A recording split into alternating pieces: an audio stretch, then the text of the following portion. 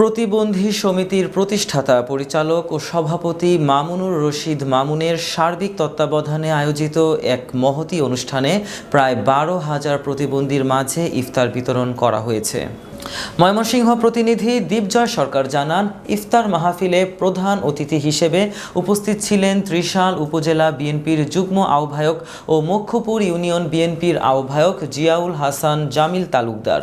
এছাড়াও বিশেষ অতিথি হিসেবে উপস্থিত ছিলেন বিএনপি নেতা ও বাংলাদেশ সেনাবাহিনীর অবসরপ্রাপ্ত নন কমিশনড অফিসার মোহাম্মদ আবু রায়হান সবুজ। অনুষ্ঠানে এলাকার গণ্যমান্য ব্যক্তিবর্গ, রাজনৈতিক ও সামাজিক সংগঠনের নেতৃবৃন্দ, স্থানীয় বাসিন্দারা উপস্থিত ছিলেন।